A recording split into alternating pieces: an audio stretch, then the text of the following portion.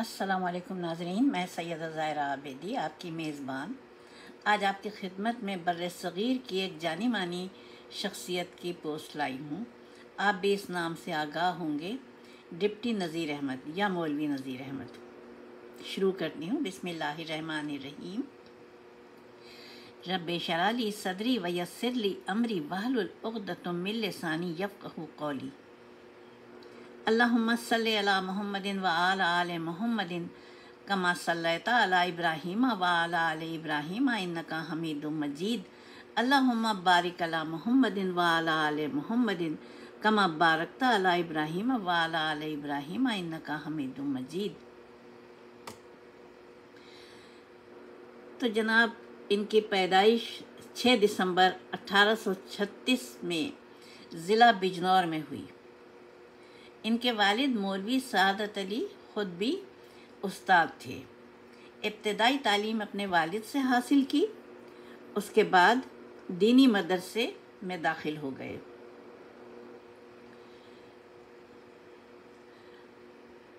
اس زمانے کا دستور تھا کہ بچوں کو گھروں سے دور بھیج دیا جاتا تھا پڑھنے کے لیے۔ چنانچہ جب یہ پڑھنے کے قابل ہوئے چھوٹی سی عمر میں، تو ان کو اسی چھوٹی سی عمر میں اپنے گھر سے 1000 میل دور نگینہ کوئی شہر تھا، وہاں بھیج دیا گیا۔ اس زمانے کا دستور تھا کہ مدرسے کے طالب علموں کو بستی کے گھروں سے روٹیاں لانی پڑتی تھیں، روٹی سالن جو بھی کھانا ہوتا تھا۔ اور نذیر احمد کو بھی اپنے بچپن میں یہ کام کرنا پڑا۔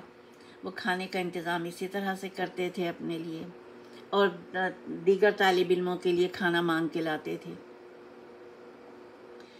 ظاہر بستی بڑی تو تھی نہیں، غریب لوگ تھے، تو وہیں کسی گھر سے رات کی بچی ہوئی دال مل جاتی تھی، تو کہیں سے 2-3 سوکھی روٹیاں مل جاتی تھیں۔ ڈپٹی نذیر احمد کو اپنے استاد مولوی عبدالخالق کے گھر سے روٹیاں لانے کا کام تھا، جہاں مولوی عبدالخالق کی ایک لڑکی ان سے کھانے کے بدلے مسالے پسواتی تھی، اور اتنے مسالے پسواتی تھی، ڈپٹی نذیر احمد کہتے ہیں کہ ایسا لگتا تھا کہ جیسے سیر 2 سیر مسالہ ہو۔ اور جب مسالہ پیسنے میں ان کی سستی کی وجہ سے کچھ ہو جاتا تھا معاملہ، تو وہ وہی سل کا بٹا ان کے ہاتھوں پہ مارتی تھی، انگلیوں پہ مارتی تھی۔ اور ڈپٹی نذیر احمد لکھتے ہیں کہ جب تک میں مسالہ پورا نہ پیس لیتا، مجھے گھر سے نہ نکلنے دیتی تھی اور نہ روٹی دیتی تھی۔ اور مسالہ پیستے پیستے بچپن میں ان کے ہاتھوں میں گٹے پڑ گئے تھے۔ لیکن مزے کی بات یہ ہے کہ یہی لڑکی بعد میں ڈپٹی نذیر احمد کی شریک حیات بنی۔ میں یہ پوسٹ کیوں بنا رہی ہوں؟ ان کی جد و جہد، ان کی تعلیمی جو وہ تھی کاوشیں، وہ میرا دل چاہ رہا تھا کہ میں ان کو خراج تحسین پیش کروں۔ تو جب یہ مدرسے میں ہی تھے اور یہی 9-10 سال کی عمر تھی، تو انہیں معلوم ہوا کہ محلے کے ایک کالج میں انگریز وائسرائے آ رہے ہیں۔ اب ان کو اتنا شوق تھا وائسرائے کو دیکھنے کا کہ یہ پہنچ گئے وہاں اور بھیڑ میں گھس گئے، اور اتفاق یہ ہوا کہ وائسرائے کے بالکل روبرو تھے۔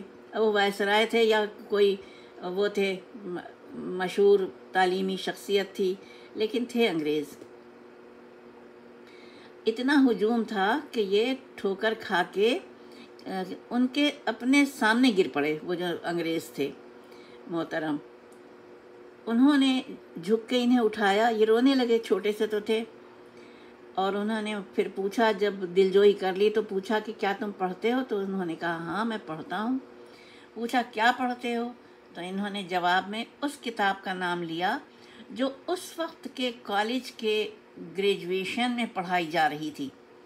انہیں یقین نہیں آیا انگریز کو کہ یہ بچہ جو ہے یہ کیسی بات کر رہا ہے، اتنا چھوٹا سا بچہ۔ انہوں نے اپنے ایک آدمی سے کہا اس کا ٹیسٹ لو۔ وہ آدمی لے گیا، ان کا ٹیسٹ لیا، تو پتہ چلا کہ ٹیسٹ میں تو انہوں نے 100 میں سے 100 نمبر لیے۔ انگریز ابھی موجود تھا، اس نے اسی وقت ان کا وظیفہ باندھا، جو شاید اس وقت کے لحاظ سے 5 روپے مہینہ تھا، لیکن یہ ایک بڑی رقم تھی اس وقت کے لحاظ سے۔ تو اب آپ اندازہ لگائیے ان کی تعلیمی قابلیت کا، اور وہ استاد کیسے تھے جو اتنے چھوٹے بچوں کو اتنی بڑی بڑی کتابیں پڑھا رہے تھے۔ یقیناً انہیں بھی کچھ سوچ کے ہی وہ کیا ہوگا۔ خیر بہرحال ہوا یوں کہ وظیفہ لگ گیا۔ اب ان کی تعلیم جب پوری ہوئی تو یہ دہلی میں 8 سال گزارنے کے بعد بسلسلہ ملازمت گجرات پہنچے، جہاں 80 روپے ماہوار پر انہیں اچھی جاب مل گئی۔ اس کے بعد ترقی کرتے ہوئے وہ کانپور میں ڈپٹی انسپیکٹر مدارس ہو گئے۔ اب 1857 آ چکا تھا اور انقلاب آ چکا تھا ہندوستان کے، اس میں یہ تو سب کو معلوم ہے کہ وہ کیسا انقلاب تھا 1857 کا۔ جب یہ دہلی آ گئے اور کچھ عرصہ انہیں گزرا کہ نظام دکن نے انہیں حیدرآباد بلا لیا،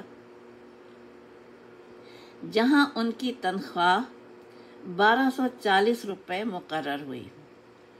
انہیں دفاتر کا معائنہ کرنے اور کارکردگی کی مفصل رودات پیش کرنے کی ذمہ داری دی گئی۔ اب آپ اندازہ لگائیے، کہاں 80 روپے تنخواہ اور کہاں 1240 روپے تنخواہ۔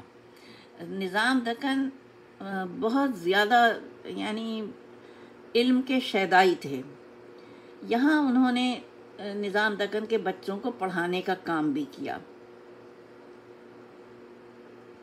اب انہیں بچوں کے لیے کچھ کتابوں کی ضرورت محسوس ہوئی، جو کہ کتابیں اس وقت دستیاب نہیں ہو سکیں، تو انہوں نے خود سے بچوں کے لیے کتابیں لکھنے کا کام شروع کر دیا۔ مرات العروس، منتخب الحکایات وغیرہ ان کی اپنے بچوں کے لیے لکھی ہوئی کتابیں ہیں۔ ڈپٹی نذیر احمد نے بہت سے ناول تحریر کیے جن کا مقصد اصلاح معاشرہ تھا۔ ان میں زیادہ زور لڑکیوں کی تعلیم و تربیت اور امور خانہ داری پر تھا۔ ان کی مشہور ناولوں میں مرات العروس، بنات الناش، توبۃ النصوح، فسانۂ مبتلا، ابن الوقت، ایامی اور رویائے صادقہ مشہور ہیں۔ مرات العروس ان کا سب سے مشہور ناول ہے، جس کے کردار اکبری اور اصغری آج بھی اہمیت کے حاصل ہیں۔ یہ ناول جب شائع ہوا تھا تو حکومت ہند نے ان کو 1000 روپے انعام سے نوازا تھا۔ 1869 میں شائع ہونے والے اس ناول کو زیادہ تر لوگ اردو کا پہلا معاشرتی ناول جانتے ہیں۔ ابن الوقت میں بھی ڈپٹی نذیر احمد کا بہت مشہور یہ ناول ہے ابن الوقت، جس میں مغربی تہذیب و تمدن کی نقالی پر طنز کیا گیا ہے۔ کچھ لوگوں کے خیال میں لیکن ڈپٹی نذیر احمد نے اس کی تردید کی اور انہوں نے کہا کہ میں تبلیغ و ترویج کے لیے ہمیشہ سرگرم رہتا ہوں، یہ اسی کی ایک کڑی ہے۔ ڈپٹی نذیر احمد نے ناولوں کے لیے علاوہ جو اہم علمی کام کیے وہ ہے قرآن کریم کا ترجمہ، قانون انکم ٹیکس، قانون شہادت وغیرہ وغیرہ۔ ڈپٹی نذیر احمد کی بیشتر کتابیں بہت مقبول ہوئیں، اور ان کی کتابوں کی اہمیت کا اندازہ لگائیے کہ ان کے تراجم انگریزی کے علاوہ پنجابی، کشمیری، مراٹھی، گجراتی، بنگلہ، بھاکا وغیرہ میں ترجمے ہوئے۔ مرات العروس کا ترجمہ انگریزی میں 1903 میں شائع ہوا۔ توبۃ النصوح کا ترجمہ بھی اسی کے آگے پیچھے شائع ہوا۔ ڈپٹی نذیر احمد کی ادبی خدمات کا دائرہ بہت وسیع ہے۔ ان کی ادبی خدمات کے صلے میں حکومت نے ان کو شمس العلماء کا خطاب دیا تھا۔ مولوی نذیر احمد ایک ناول نگار، سماجی، مذہبی، مصلح اور خطیب تھے، یہاں تک کہ اگر آج وہ اپنے ناولوں کی مدد سے یا نام سے زیادہ جانے جاتے ہیں تو انہوں نے قانون، منطق، اخلاقیات اور لسانیات جیسے موضوعات پر 30 سے بھی زیادہ کتابیں لکھیں، اور پھر اس کے بعد جو کہ اللہ تعالیٰ کا قانون ہے، یہ بیمار ہوئے، فالج کا اٹیک ہوا اور 3 مئی سن 1912 کو دہلی میں وفات پا گئے۔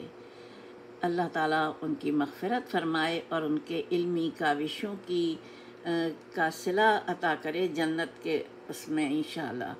خدا حافظ، فی امان اللہ، وآخر دعوانا الحمدللہ رب العالمین، والصلاۃ والسلام علی خیر المرسلین وآلہ الطیبین الطاہرین۔ اپنی میزبان کو اجازت دیجیے، فی امان اللہ۔